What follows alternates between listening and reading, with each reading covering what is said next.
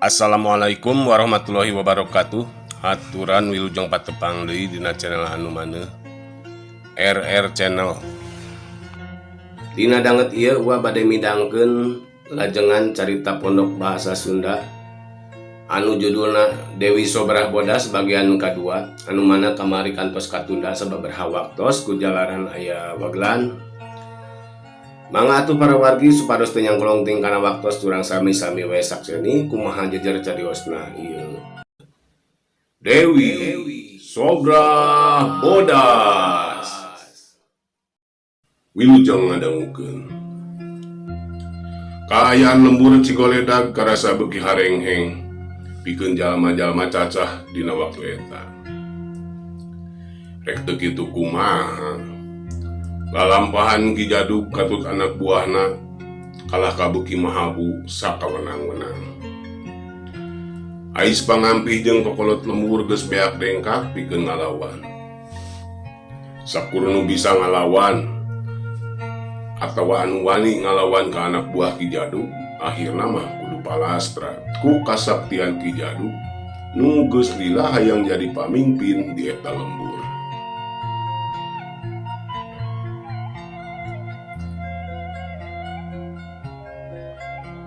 Hiji waktu di hiji imah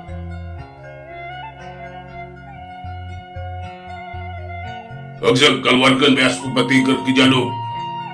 Geus 2 bulan si laing teh can aya mayar.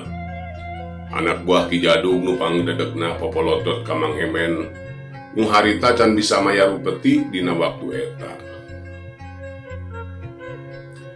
Ampun Aden, apunten kuring sakulawarga teh can tiasa masihan.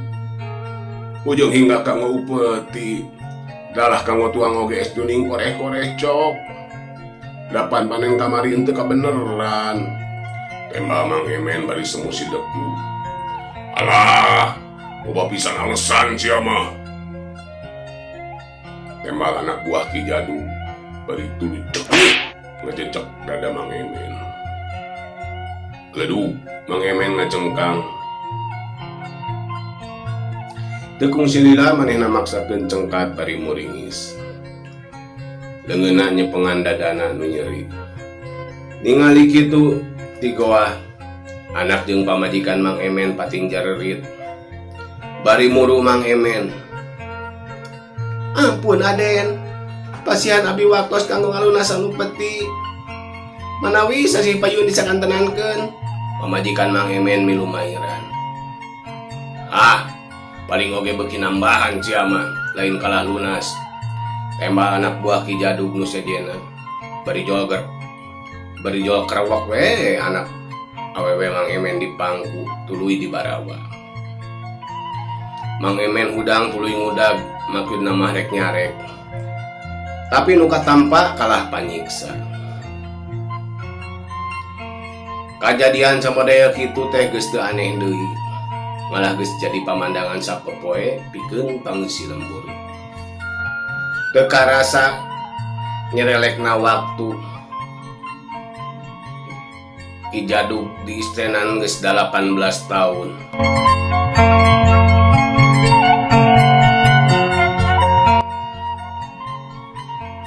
Kacaturkeun di hiji tempat.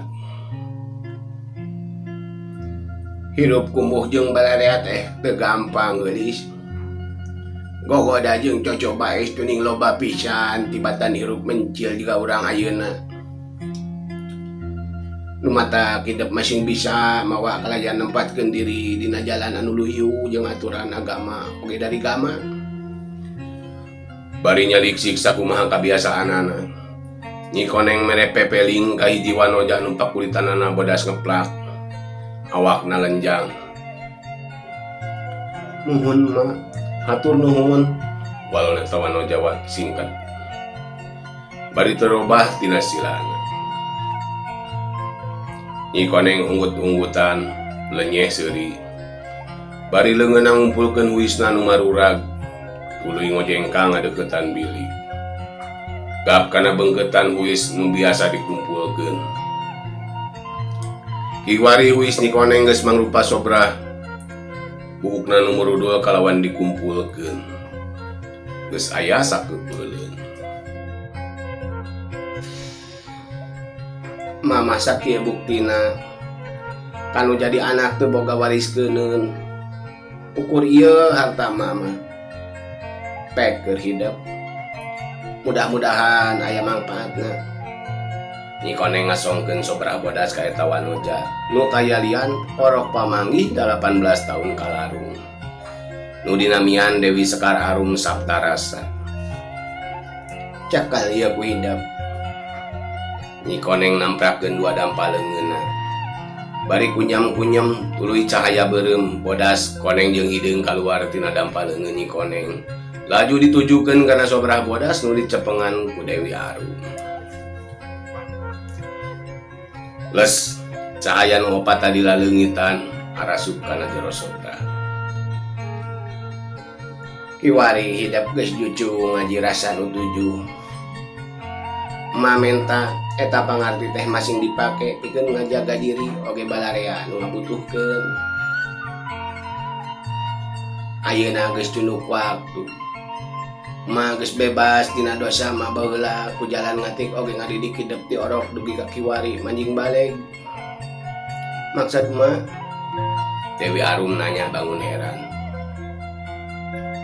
Dek Nyi koneng mulang carita nu geus kalaman 18 tahun ka tukang.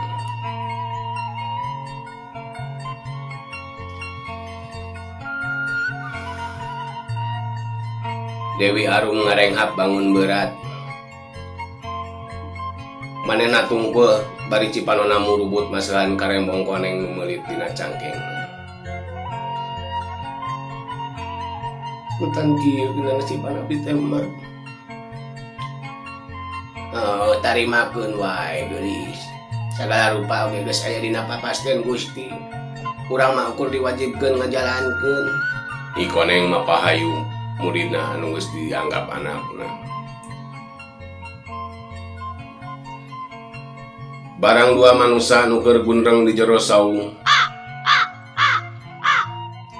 Suara manuk gagak tina tangkal duet ngagaruwahkeun maranehna. Ingon-ingon si Jaduk. Nyi koneng ngadengdekeun sirahna bari ceulina ti rancung-rancung wae. Panonna katingali jiga nu ambek. Dasar Nyi koneng lain jalma samanea, manehna surti kana naon kaayaan. Gura-giru manehna kaluar dituturkeun ku Dewi Arum. Gap Nyi koneng kana suluh anu nyarande dina bilik bibirna. Luar, yuk! Suluh ngabalesat menuju kana datangna ta suara tina tangkal dulet. Kupra manuk gagak nu tadi teh murag kekerepekan tuluy teu usik deui. Di sabrak harita ayana Sobra bodas nu sakti teh geus jadi sabiwir hiji. Malahan jadi rebutan pikeun jawara pilih tanding.